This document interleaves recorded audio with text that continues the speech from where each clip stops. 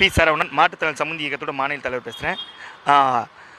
அசோக் பிள்ளையில் அமைந்துள்ள அரசு மேல்நிலை பெண்கள் மேல்நிலைப் பள்ளியில் மகாவிஷ்ணு என்றது ஆன்மீக சொற்பொழியின் போது மாற்றுத்திறனாளிகளை இயல்பாக பேசும் செயலை செய்து கொண்டிருக்கிறார். முன்ஜென்மத்தில் செய்த பாவங்கள் தான் மாற்றுத்திறனாளியை பிறக்கிறார் என்பது சொன்னது மனவேதனையாக உள்ளது. ஏன்னு கேட்டால் இது எங்களுக்கு கண்டிப்பாக மனசில் மட்டும் இல்லாமல் எங்களை 1981, 82, 87 வரைக்கும் போலியோ அட்டாக்கால் உருவாக்கப்பட்டது தான் அதிகமான மாற்றுத்திறனாளி.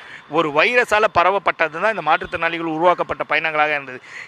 நாங்களாம் நல்லா தான் பிறந்தோம், எங்களுக்கு போலியோ அட்டாக்கால தான் பாதிப்பாச்சு. ஆனால் அவர் ஊனத்தை சொல்லி சுட்டிக்காட்டி மாணவர் மத்தியில் பேசுவது மிக வேதனையாக உள்ளது. ஏன்னு கேட்டால் வளரும் பருவத்திலேயே நஞ்சை வளர்ப்பது போல் பண்ணியிருக்கிறார். ஏன்னு கேட்டிங்கன்னா வளரும் பார்வைகள், மாற்றுத்திறனாளி பார்க்கும் பார்வைகள் மாணவர்கள் மத்தியில் இப்போல் மாறினால் அந்த பள்ளியில் ஒரு மாற்றுத்திறனாளி படித்தால் அவரோட நிலைமை என்ன ஆகும் என்பதை கொஞ்சம் உணர்ந்து செயல்பட வேண்டும். அவர்கள் பார்க்கும் பார்வைகள் அப்படியே மாறிவிடும்.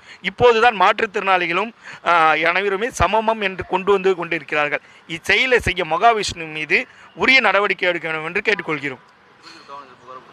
ஆமாம், எச்சைட் காவல் நிலையத்தில், திருவள்ளூர் காவல் நிலையத்தில் மகாவிஷ்ணு மீது புகார் கொடுத்துள்ளோம். அது மீது வழக்கும் பதிவு செய்யப்பட்டுள்ளதாக வந்திருக்கிறது. வழக்கு கண்டிப்பாக எஃப்ஐஆர் காப்பியை வாங்கிடுவோம்.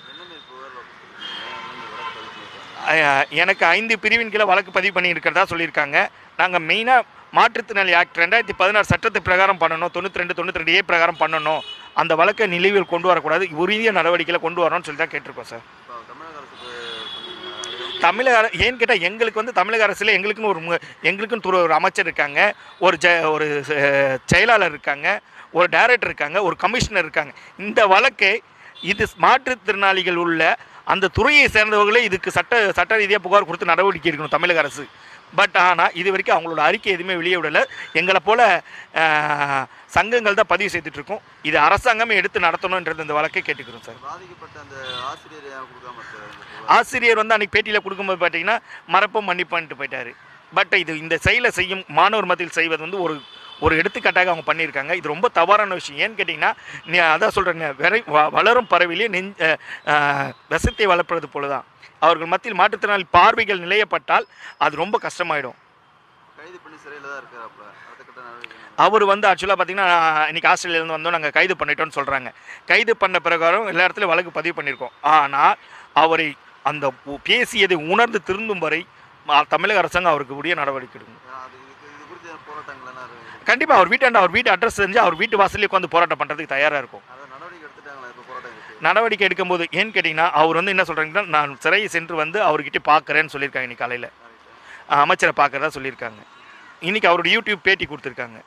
நான் பார்த்து அவர் ஏர்போர்ட்லேருந்து ஒரு வீடியோ காணொலி மூலிமா கொடுத்துருக்காங்க சார். அதை தான் இப்போது அதை பார்த்துட்டு நாங்கள் பார்க்குறோம். ஆனால் அவர் இங்கே மட்டும் பரவாயில்ல, உலகம் முழுவதும் போய் இதை பேசியிருந்தாருன்னா உலகத்தில் உள்ள மாற்றுத்திறனாளி பார்வைகள் எப்படி இருக்கும்? எங்கள் ஊனத்தை சுட்டி காட்டி பேசியிருக்காங்க. மனசு எவ்வளோ புண்படையாக இருக்கும். நாங்கள்லாம் அப்போ ரோட்டில் ஒரு பஸ்ஸில் போகிறோம், ட்ரெயினில் போகிறோம், ஒரு அரசு அலுவலகத்துக்கு போகிறோம். அவங்க பார்வையில் இவங்கெல்லாம் பாவம் பண்ணதுனால தான் இப்படி பிறந்திருக்காரு ஒரு ஏளன பார்வை வரும். ஏன்டா மாற்றுத்திறனாளி என்பதை மாற்றத்தை உருவாக்குவதாக தான் மாற்றுத்திறனாளி என்றே பெயர் வைத்தார்கள். பட் ஆனால் இந்த செயலை பார்க்கும்போது மனசு ரொம்ப வேதனையாக இருக்குது. அது சட்ட ரீதியாக மாற்றுத்திறனாளி துறை இதை செயல்பட்டு எடுக்கணும். இன்னும் அவர்கள் புகார் அளிக்காமல் இருக்கிறதா மனவேதனையாக இருக்கிறது.